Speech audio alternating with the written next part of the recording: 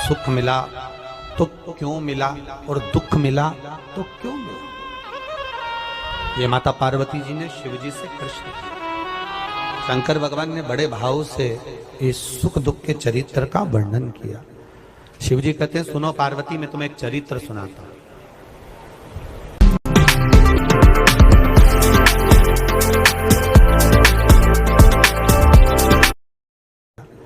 शिव जी कहते हैं, सुनो पार्वती, मैं तुम्हें एक चरित्र सुनाता हूं।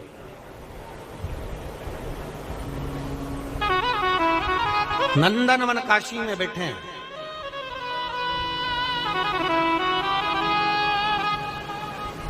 और नंदनवन काशी में बैठकर भगवान शंकर पार्वती जी से कर, मैं तुम्हें एक चरित्र सुनाता हूं। एक सेठ जी, करोड़पति, धनपति, अरबपति, बहुत पैसा है, दुनिया का सारा ठाठ सेठ जी के पास में था।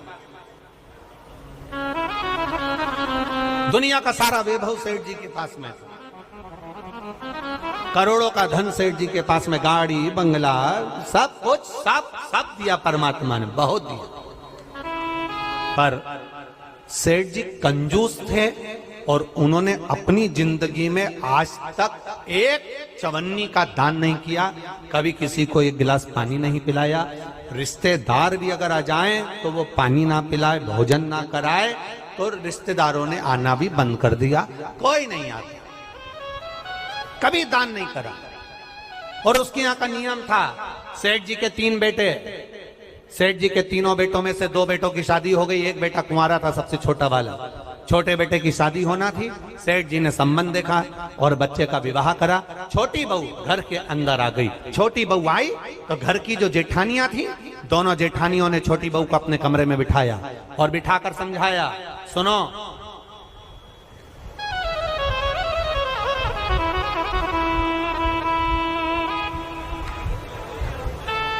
पहले ऐसा नियम था, अब आजकल ऐसा नियम तो नहीं है, पर पहले ऐसा नियम था कि लड़के की शादी होती थी और बहू को लेकर आता था ना, तो अपने खुद के घर में बहू को लेकर बाद में आता था। पहले उसको रुकने की व्यवस्था कोई रिश्तेदार के यहाँ, कोई नातेदार के यहाँ, कोई संबंधों के यहाँ, कोई पहचान वाले के यहाँ, उसको बहू को रखा जाता था। बोलो भोपाल में ऐसा था कि नहीं था? अरे बोलो, जम के तो बोलो, था ना ऐसा? लड़का शादी कर कर बहू को लेकर आया, सीधे अपने घर नहीं आया, पहले उसको कोई मित्र के आधिक पहचान वाले, दीदी, जीजा, बहनोई, नातेदार, रिश्तेदार, कुटुंब, कबीला, अड़ोसी पड़ोसी, रिश्तेदार वाला, उसके यहाँ पर उस बहू को, उस छोरे को, बहू बेटा को वहां रोका जाता। काहे के लिए रोकते थे? उसको रोकने का कारण क्या था? उसको रोकने का कारण केवल एक था। क्यों रोका जाता था? केवल एक कारण से कि बहू जब वहां पर आए तो उसको हमारे घर के बारे में हमारे रिश्तेदार सब बता दें कि तुम्हारी सास ऐसी है, तुम्हारे ससुर ऐसे हैं, तुम्हारा देवर ऐसा है, तुम्हारा जेठ ऐसा है, तुम्हारा परिवार ऐसा है। अब जो छोटी बहू आई है तो दोनों जेठानियों ने उससे मिला और मिलकर कहा, सुनो, हमारे ससुर का एक नियम बड़ा प्रबल है, उसको याद रखना। हमारे ससुर का नियम बड़ा तेज है, उसको याद रखना। कौन सा नियम? छोटी बहू ने पूछा कि तुम्हारे यहाँ का नियम क्या है? तो हमारे ससुर का एक नियम है, कभी जिंदगी में अगर घर में रहना है तो दान बिल्कुल, बोलो बोलो जम के बोलो, नहीं करना।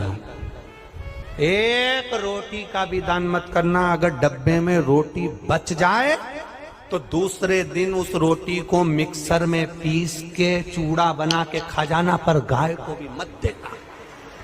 ये हमारे ससुर का नियम।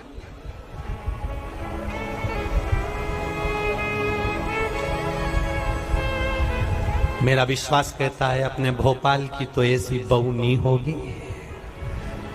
और ना ऐसा कोई रिश्तेदार होगा कि रोटी गाय को भी ना दी जाए, कुत्ते को भी ना दी जाए और पक्षी को भी ना दी जाए।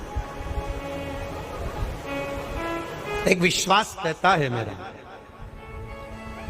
भरोसा कहता है मेरा, और हमारा भरोसा ये कहता है कि सनातन धर्म में ऐसा कोई व्यक्ति नहीं जो गौ माता को एक रोटी ना देता हो, सब देते हैं। सनातन धर्म में ऐसा कोई, हम दूसरे की कोई बात नहीं कर रहे, हमें अपने घर से मतलब है, हमें अपने घर से। कई लोग आपको मिलेंगे, कई लोग आपको कहने आएंगे, वो दूसरे की बात करेंगे कि उन्होंने ऐसा कर दिया, उन्होंने वैसा कर दिया। हमें दूसरे धर्म से कोई मतलब नहीं, हम अपना घर देखें ना पहले।